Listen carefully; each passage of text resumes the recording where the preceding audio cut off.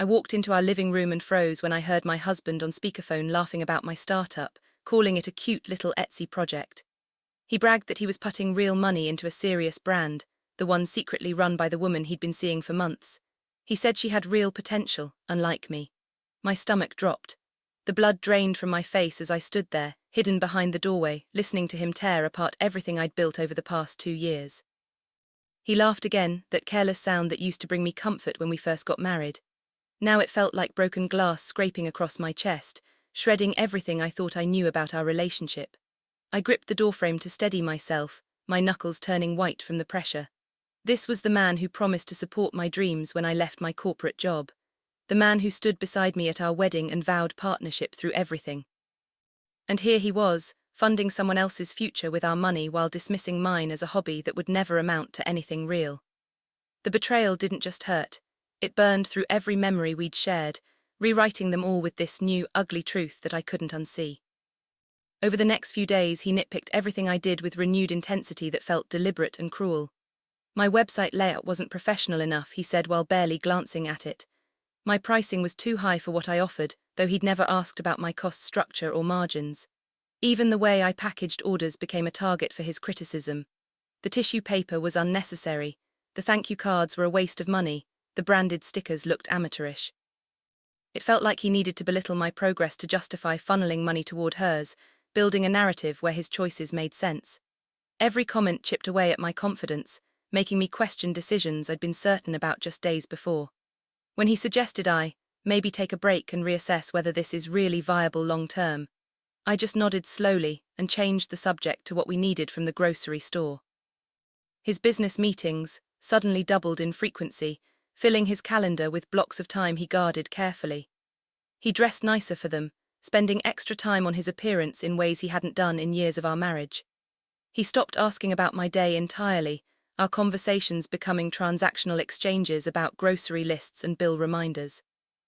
I noticed unfamiliar purchases on our bank statements labeled vaguely as brand development and marketing consultation, but I didn't say a word about them. I just saved screenshots. Each receipt told a story if you knew how to read it. Dinners at expensive restaurants in neighborhoods he had no business clients in. Payments to marketing consultants I'd never heard him mention. A large transfer labeled seed investment that made my chest tighten when I saw the amount. I cross-referenced the dates with his calendar and saw the pattern emerge clearly. Every client meeting corresponded with an expense. Every late night matched a withdrawal. I maintained my routine, packing orders and updating my shop as if nothing had changed in our relationship. But everything had changed. I just wasn't ready to show my hand yet. I needed to understand exactly what I was dealing with before making any moves that couldn't be undone. The first clear sign of complete betrayal came when he withdrew $5,000 from our shared savings account for what he called long-term planning opportunities. I later found the transfer receipt tucked carelessly in his desk drawer when I was looking for stamps. It went straight into an account under her company name, a business I'd never heard of until that moment. The betrayal burned through my chest like acid, spreading through my whole body until I felt physically sick. I realized he was using my hard-earned money to build her dream, while treating mine like a joke told at a party. That savings account represented years of careful planning, sacrifices we'd made together, vacations we'd postponed so we could build our future. And he'd raided it without asking, without even the decency of a conversation about our financial priorities. I sat in our bedroom staring at that receipt for nearly an hour, feeling the weight of his deception settle into my bones like something permanent. This wasn't just infidelity or a momentary lapse in judgment. This was financial betrayal, emotional abandonment, and deliberate sabotage all wrapped together in one devastating package. He'd chosen her over our future, over our partnership, over everything we'd supposedly built together over 8 years. And he'd done it so casually, with such complete disregard for me. I checked her brand's online presence that same night, sitting in the dark with my laptop while he slept soundly beside me. It looked flashy at first glance, professional photos with perfect lighting, polished copy that hit all the trendy buzzwords, an aesthetic that screamed premium lifestyle brand in every carefully curated post. But beneath the surface, there were inconsistencies that jumped out once I started looking closely. Sudden discounting that seemed desperate rather than strategic, happening too frequently to be planned sales events. Vague messaging that avoided concrete details about products, shipping times, or company history. Customer reviews mentioning delayed shipping, poor communication, and quality issues that didn't match the premium pricing. It smelled like a business barely staying afloat, held together by image and social media presence rather than actual substance or sustainable operations. I wondered if he even knew what he was really investing in. Did he bother doing any due diligence before throwing our money at her, or was he so blinded by whatever she offered him that basic business sense completely disappeared? I clicked through her posts methodically, noting the gaps between updates, the recycled content that got reposted with different captions, the engagement numbers that didn't match her follower count in any realistic way. Everything pointed to smoke and mirrors, a carefully constructed facade hiding serious problems underneath. A brand that looked successful in photos but was probably hemorrhaging money behind the scenes where customers couldn't see. His behavior changed again over the following week, evolving into something that made my skin crawl every time I witnessed it. He walked around our house with an inflated sense of importance, talking constantly about scaling operations and real entrepreneurs in a way that felt performative and hollow. The condescension toward my work intensified dramatically, his dismissive comments becoming more frequent and cutting. He treated his investment in her as definitive proof he had superior business instincts compared to my small-scale crafting. He started using business jargon he'd never used before in our entire relationship, dropping terms like market positioning and vertical integration, and customer acquisition costs into casual conversations like he'd invented them. It was performative, this new identity he was constructing for himself as the successful investor and mentor to promising entrepreneurial talent. Meanwhile, he completely ignored that I'd just landed my third wholesale account that week, effectively tripling my monthly revenue in a single contract negotiation. When I mentioned it excitedly over dinner, he barely looked up from his phone, making a non-committal sound before returning to scrolling. But when she posted about hitting some arbitrary follower milestone, he celebrated like she'd won a prestigious industry award, showing me her post and explaining why it mattered for brand visibility. The double standard was so blatant it almost made me laugh. Almost. I overheard him telling someone on the phone that her brand was on the verge of absolutely exploding in the market within the next quarter. He genuinely believed it, his voice filled with conviction and excitement I hadn't heard in years. That's when I realized with complete clarity that she was hiding the truth from him about her actual situation. He was being played and manipulated by the person he'd betrayed me for, and the poetic justice of it wasn't lost on me even through my anger. I stood in the kitchen, pretending to organize the pantry shelves while listening to him pitch her success story to whoever was on the other end of that call.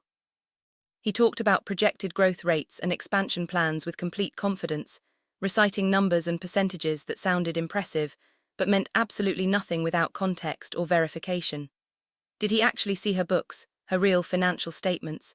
Did he verify any of these claims through independent sources? Or did he just accept whatever she told him because it fit the narrative he wanted to believe about himself as a savvy investor who could spot potential? I knew the answer already. He wanted desperately to believe he'd found something special, someone who appreciated his vision and support in ways I supposedly didn't with my realistic questions and practical concerns.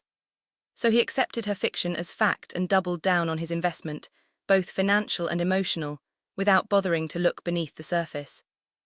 And I let him keep believing every word, because his blindness to reality was rapidly becoming my greatest advantage in whatever came next. I confronted him lightly one evening, asking casually if everything was okay with our finances and whether we should review our budget together. He brushed me off immediately and told me not to worry my pretty little head about complex financial matters he was handling. But his arrogance told me everything I needed to know about his mindset. He thought he was completely untouchable, operating from a position of superiority I couldn't challenge. He thought I was clueless, too focused on my little hobby business to understand real financial strategy. That condescending dismissal gave me leverage I hadn't expected, a blind spot I could exploit. I nodded quietly and went back to folding laundry, playing the role of the dismissed wife perfectly while my mind raced ahead through possibilities. He had absolutely no idea what I was actually capable of doing when pushed to this point. He'd spent so long underestimating me, treating me like I was intellectually inferior, that he couldn't see me as a threat even now when I was asking direct questions. That condescension, that casual dismissal of my intelligence and awareness, it was the final piece clicking into place. I didn't need him to respect me anymore. I didn't need his validation or support or even his acknowledgement. What I needed was information, strategy, patience, and perfect timing.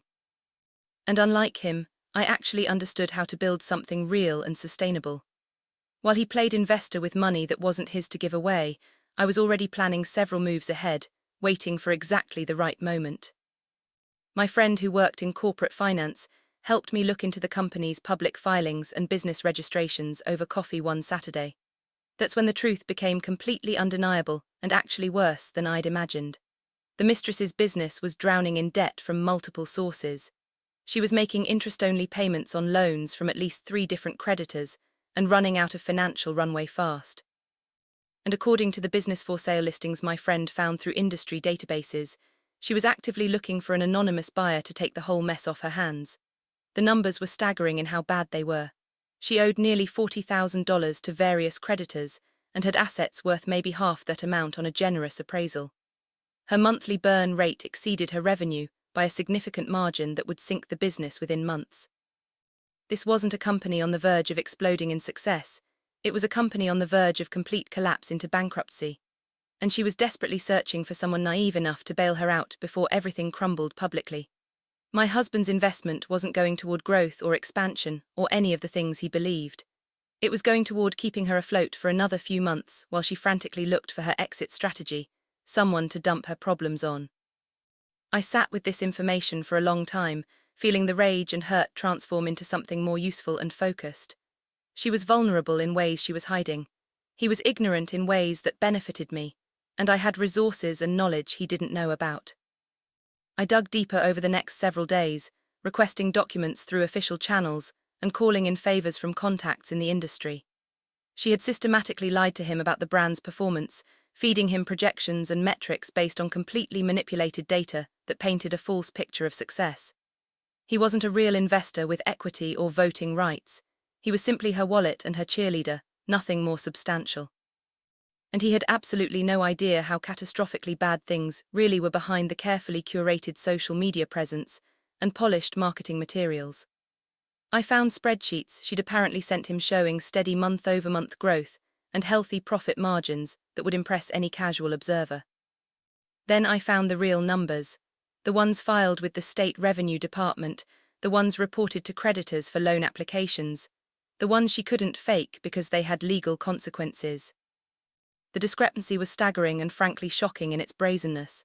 She inflated her revenue figures by nearly 60% and completely hidden entire categories of operating expenses that ate into whatever profits existed. She'd shown him a thriving business with room for expansion while actually running a failing operation that was months from insolvency. The betrayal cut both ways now, which gave me a strange sense of balance. He'd betrayed me emotionally and financially. But she was simultaneously betraying him with lies and manipulation, using him as thoroughly as he was using our marriage. And somehow, knowing he was also being played and deceived made the whole situation even more pathetic than it already was.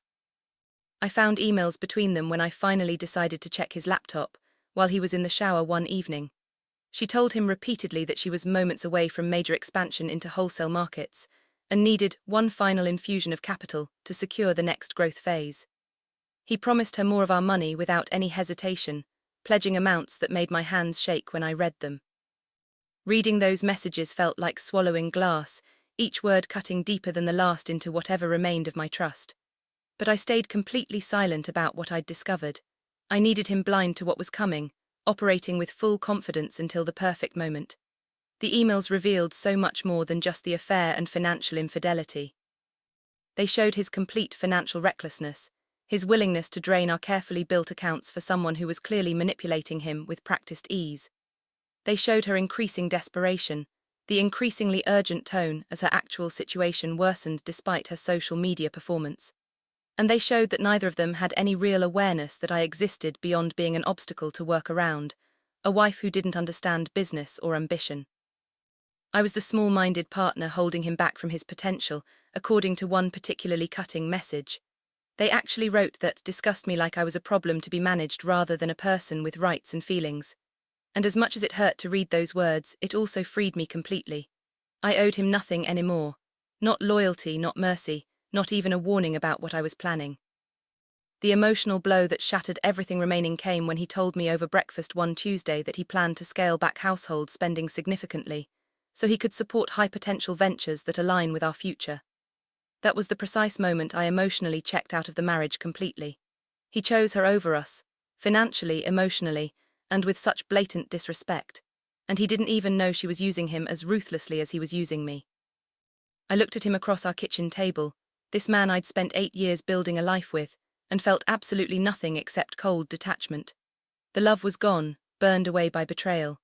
He was actually sitting there explaining how we needed to cut back on groceries and cancel our streaming services and skip our usual anniversary dinner, all while he'd poured thousands of dollars into a failing business run by his mistress. The audacity was absolutely breathtaking in its selfishness. I nodded along mechanically, agreeing to his proposed budget cuts without any argument, watching him physically relax because he thought I was being cooperative and understanding. Inside, I was completely done. Totally, irrevocably, permanently done. Not just with the marriage, but with caring what he thought or felt about anything. He'd made his choice with full knowledge of what he was doing. Now I would make mine, and unlike his impulsive decisions based on infatuation, mine would be strategic, fully informed, and devastating in ways he couldn't begin to imagine yet. For a few days after that conversation, I sank into a genuinely dark place emotionally. I felt small, discarded, and foolish for not seeing the obvious signs earlier in our relationship. My startup suddenly felt like a symbol of everything he dismissed in me: my ambition, my capability, my fundamental worth as a person and partner. But somewhere in that breakdown came unexpected clarity about my actual situation. I had significantly more business instinct and practical knowledge than both of them combined, and I'd been holding myself back by caring what he thought about my choices. I spent those days moving through my routine on complete autopilot, packing orders mechanically while my mind processed the full weight of everything that had happened. I'd built something genuinely real and profitable. My margins were healthy and sustainable. My customer retention rates were strong and growing.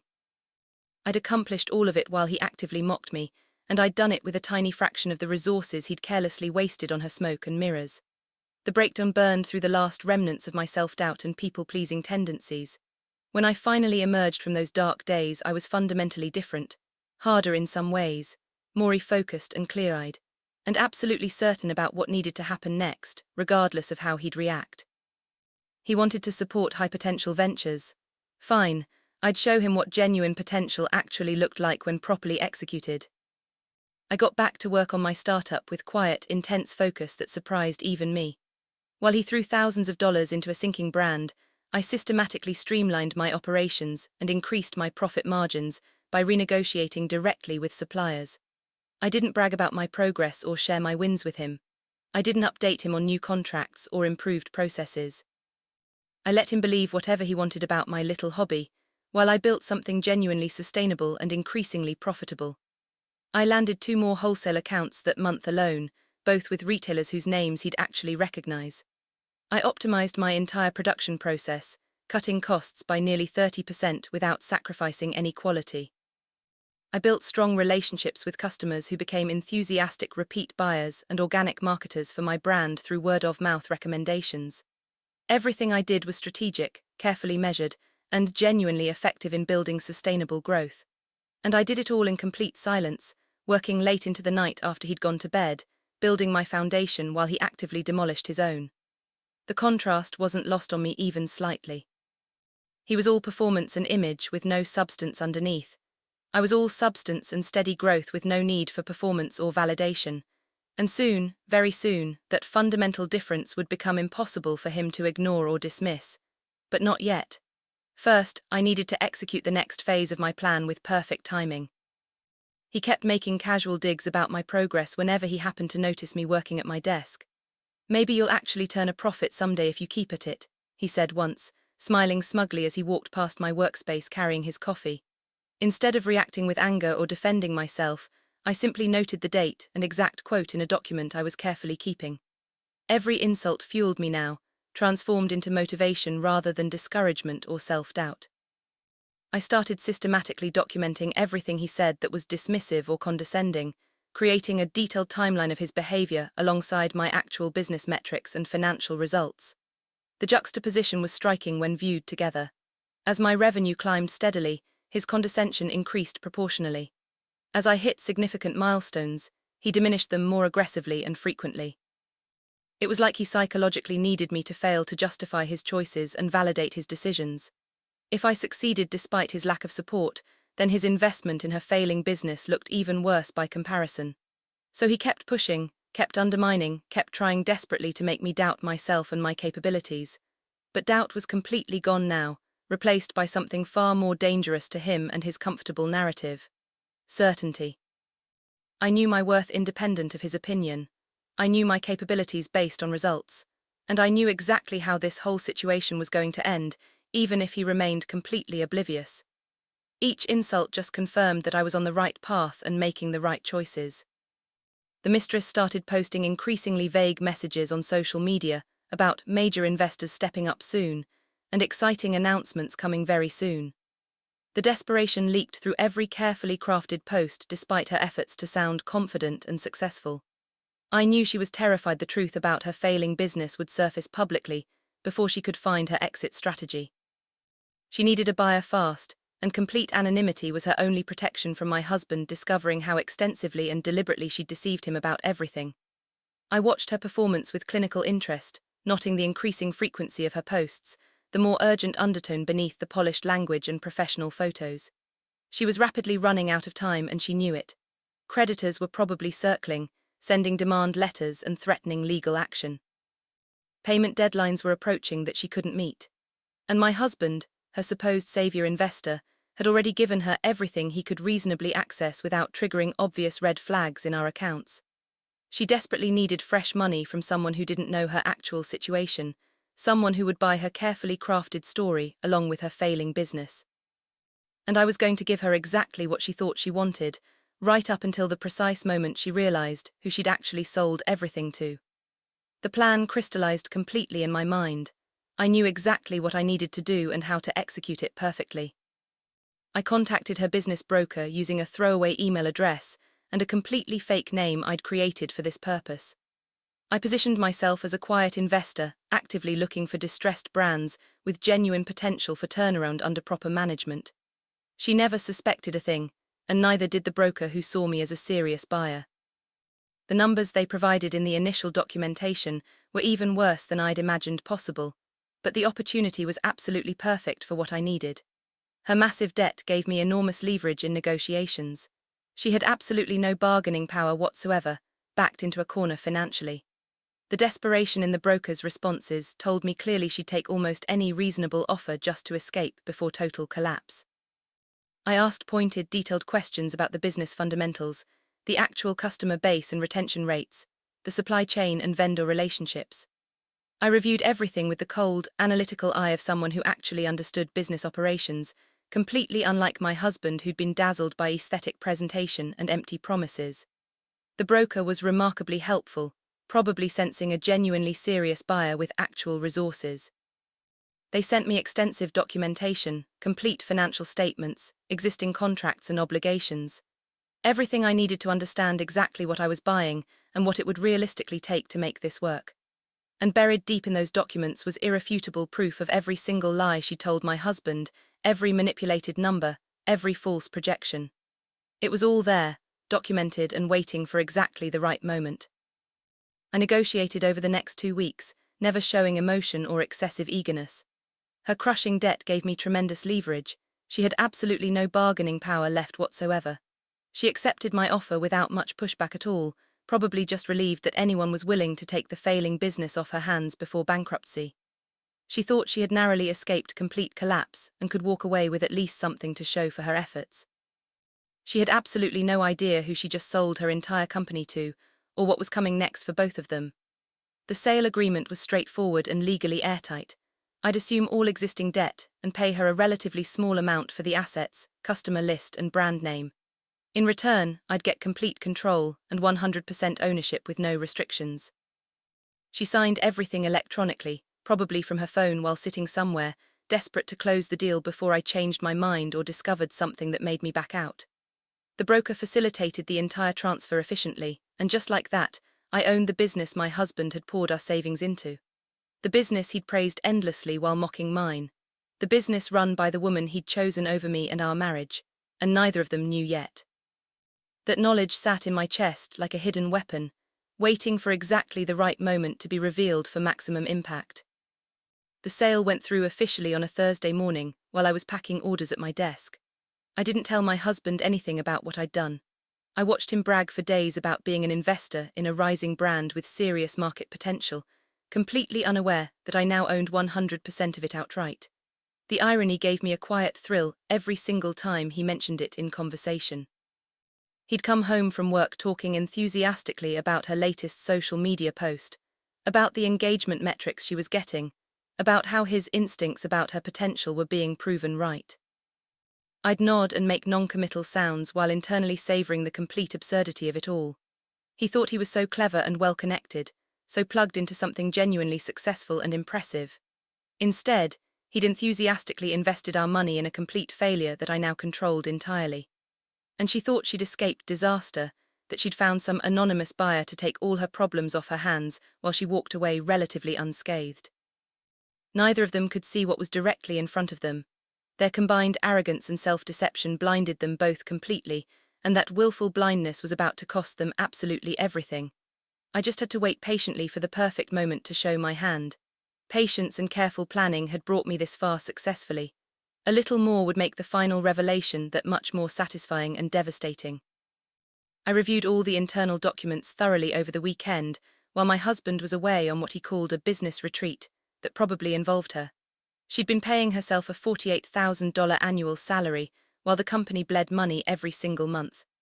My first act as the new owner was halting all self-payments effective immediately. Her panic emails to the broker were immediate and increasingly frantic.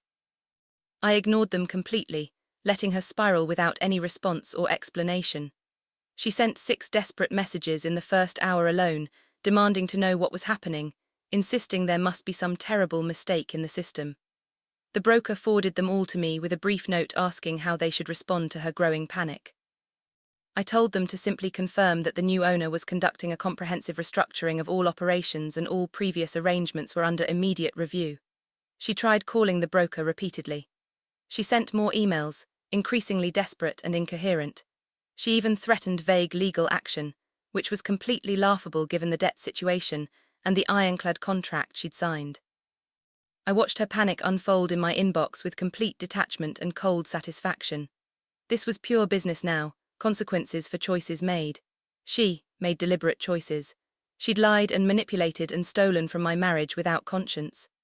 Now she was facing real consequences, and I felt absolutely nothing except satisfaction at watching the foundation crumble beneath her carefully constructed facade. I sent official notices of immediate restructuring to all contractors and vendors associated with the business.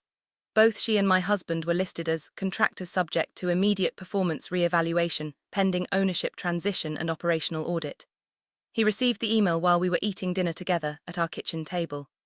I watched him stare at his phone, his face shifting rapidly from mild confusion to growing irritation as he read through the message. He didn't say anything to me about it, just abruptly excused himself and walked quickly into his office, closing the door firmly behind him. I kept eating my pasta calmly, listening to his muffled voice rising in clear agitation through the wall. I knew exactly what was happening in that moment.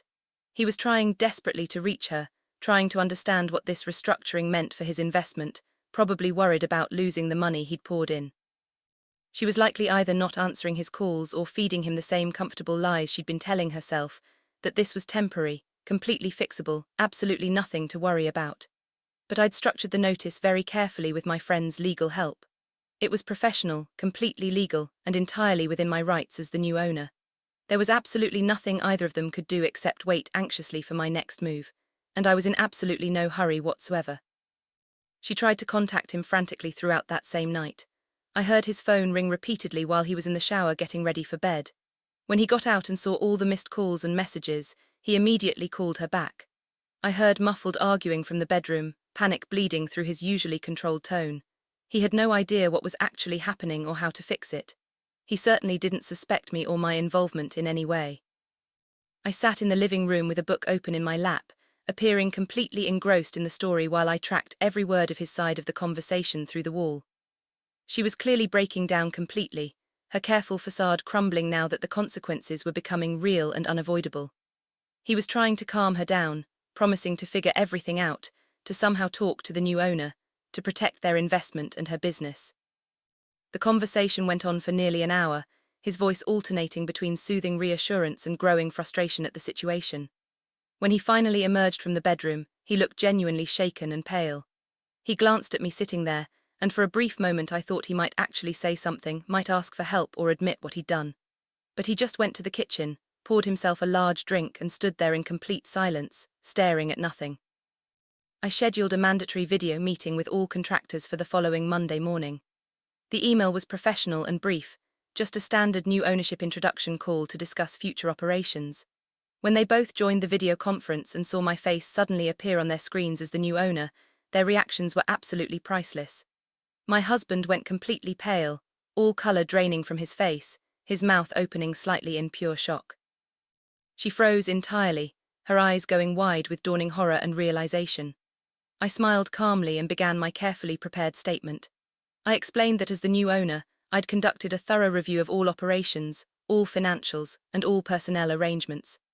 I noted several deeply concerning discrepancies in financial reporting, significant mismanagement of funds, and a clear pattern of deceptive business practices that wouldn't be tolerated moving forward under any circumstances. Then I calmly informed them both that their services were no longer required, effective immediately. My husband tried to interrupt, stammering something incoherent about this being impossible, but I continued smoothly over him. All system access would be revoked within the hour. All company property needed to be returned by end of week. This wasn't a discussion or negotiation. The call ended with them both sitting in stunned silence, the full weight of what just happened crashing down on them simultaneously. He tried to argue with me extensively after I ended the call, but the facts were completely undeniable.